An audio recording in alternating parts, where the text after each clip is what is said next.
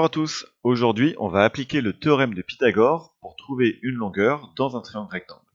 Parce que oui, le théorème de Pythagore, ça sert avant tout pour trouver une longueur manquante. Regardez ici le triangle QNL qui est rectangle en Q. D'après les données, je connais deux longueurs, la longueur QN ici et la longueur QL. L'énoncé me demande de calculer la troisième longueur, la longueur NL. Et grâce au théorème de Pythagore, je vais pouvoir le faire. Donc je commence par rédiger en précisant dans quel triangle je suis et en précisant qu'il est rectangle, et je précise le sommet, en Q.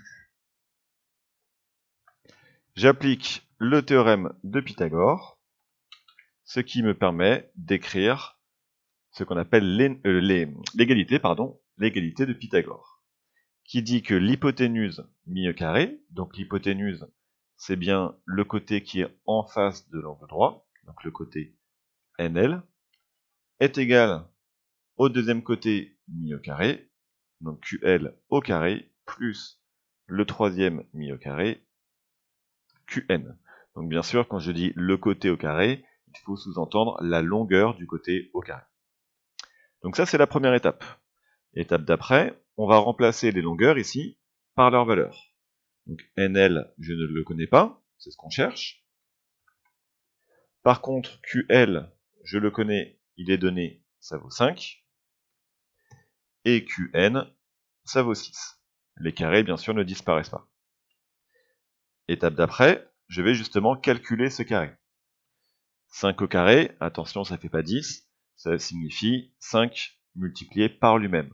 Donc 5 fois 5, 25, plus 6 fois 6, 36. Ce qui me donne NL au carré égale à 61. Donc ça signifie que la longueur NL que je cherche multipliée par elle-même me donne 61. Et pour obtenir NL tout court, il faut appliquer ce qu'on appelle la racine carrée. Donc c'est ce fameux V. Donc ma longueur NL vaut racine de 61. C'est un nombre qui n'est pas rationnel, ça veut dire qu'il ne se termine pas, il est infini. Et ce nombre-là est la longueur exacte du côté NL. Donc si l'énoncé me demande comme ceci la longueur NL tout court, je dois m'arrêter là. C'est la seule façon d'écrire la longueur exacte. Et je peux éventuellement mettre l'unité. Si l'énoncé me demande une valeur approchée, je prends ma calculatrice et je tape racine carrée de 61. Et là, la calculatrice me donne une valeur approchée. Donc attention, ce n'est pas exact, c'est bien une valeur approchée. Donc il ne faut pas mettre un égal, on va mettre un environ égal, et après on arrondit suivant ce qui est demandé dans l'énoncé, au dixième près, au centième près. Ici par exemple, un arrondi au centième près est de 7,80.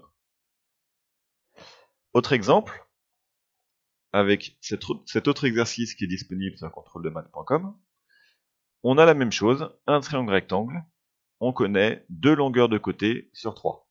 Le triangle est rectangle en L, je connais la longueur du côté LM et la longueur du côté MR. Je dois trouver la longueur restante, à savoir LR. Donc encore une fois, une rapide rédaction. Dans le triangle LMR rectangle en L, d'après le théorème de Pythagore, et j'écris encore une fois l'égalité de Pythagore. Alors attention ici, l'hypoténuse c'est MR, c'est le côté qui est en face de l'angle droit. Moi je cherche LR, mais ça ne change rien à l'égalité de Pythagore. Dans l'égalité c'est toujours l'hypoténuse qui est toute seule. Donc j'ai pas le choix, c'est bien RM au carré égale, et puis la somme des deux autres côtés au carré, LR carré plus LM carré. Et c'est comme tout à l'heure. On remplace les longueurs connues par leur valeur. RM, il mesure 12. LR, c'est ce que je cherche. Et LM mesure 9. Je peux calculer. 12 au carré, ça fait 144. Égale LR au carré. Et 9 au carré, ça fait 81. Donc observez ici l'égalité qu'on a. Le côté que l'on cherche au carré plus 81 vaut 144. Donc, si vous êtes à l'aise avec les équations, aucun problème. Sinon, il faut réfléchir un petit peu et se dire que, au final, ce qu'on cherche, LR au carré, bah, ça va être le grand nombre moins le petit nombre. Je continue. Je vais avoir que LR au carré est égal à 144 moins 81, c'est-à-dire 63.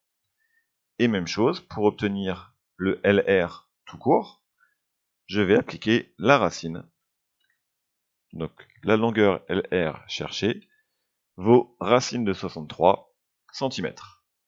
Éventuellement une valeur approchée. On s'aide bien sûr de la calculatrice pour ça. Et elle nous indique que la longueur LR est environ égale à 7,94 cm. Je suis ici au centième près. Et voilà. Si tu penses avoir compris, alors abonne-toi à ma chaîne et viens vite sur contrôledemaths.com. Tu y trouveras toutes mes vidéos, des cours et des exercices aléatoires corrigés. À bientôt.